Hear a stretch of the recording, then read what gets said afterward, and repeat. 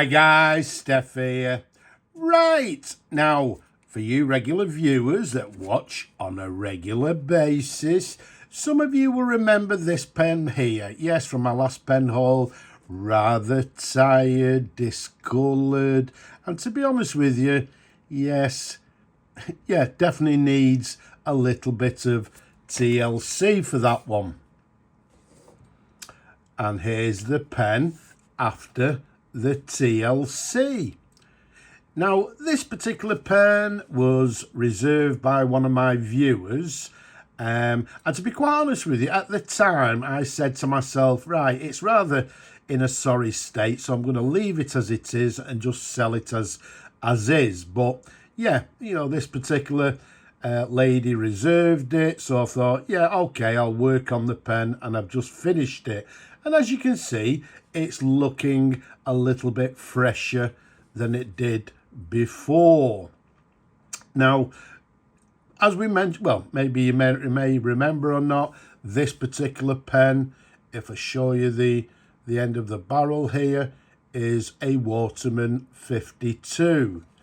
It's a lever fill fountain pen, which the 52 tells us, the number 5 tells us that it's a lever fill pen, and the number 2, as we'll show you in a moment, tells us it has a number 2 nib.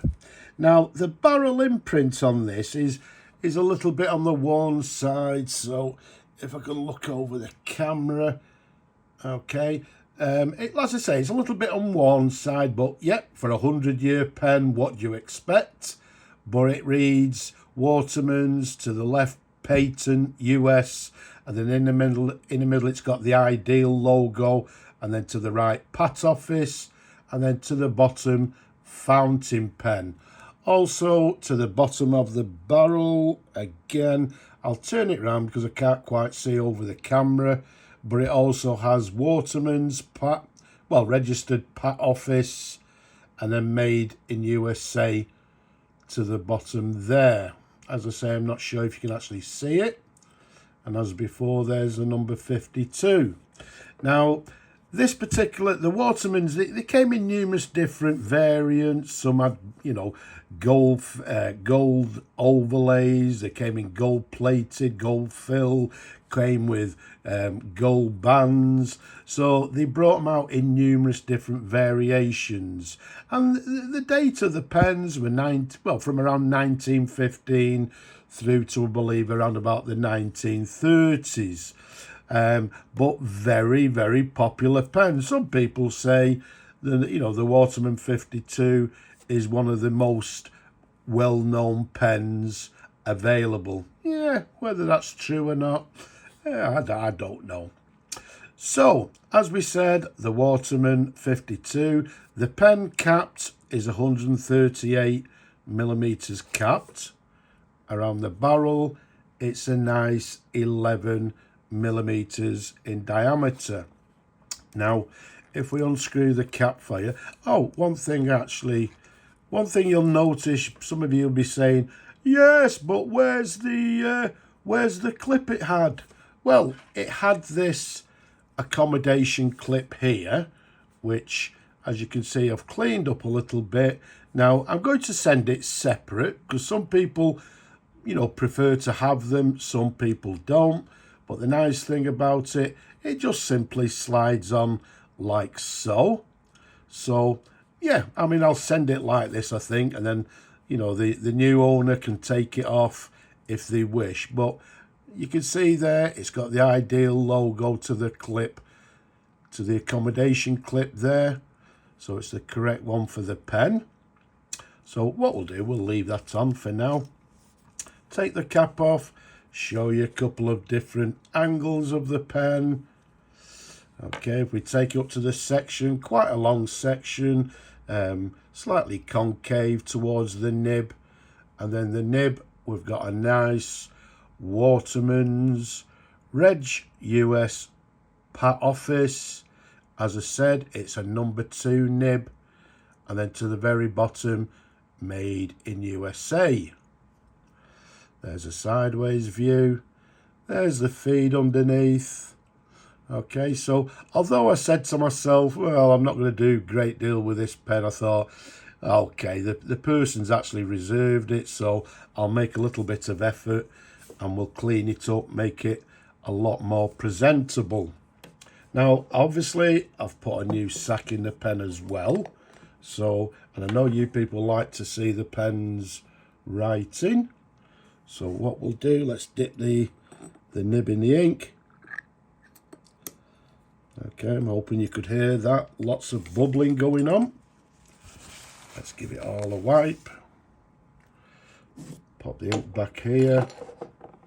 And let's bring on our little pad.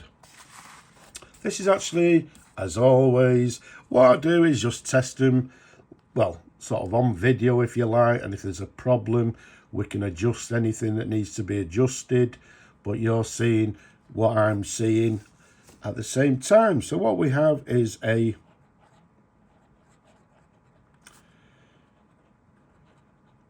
Watermans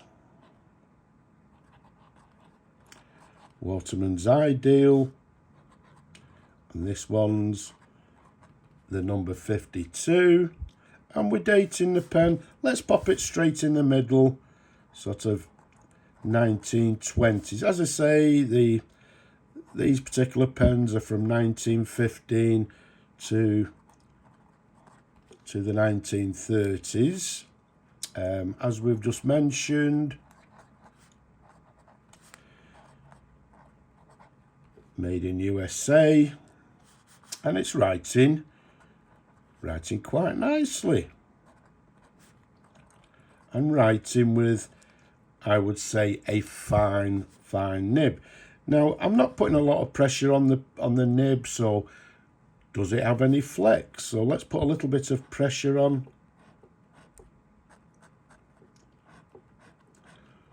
Right, we're getting a little bit of variation, but I won't term it as a fully flexed nib.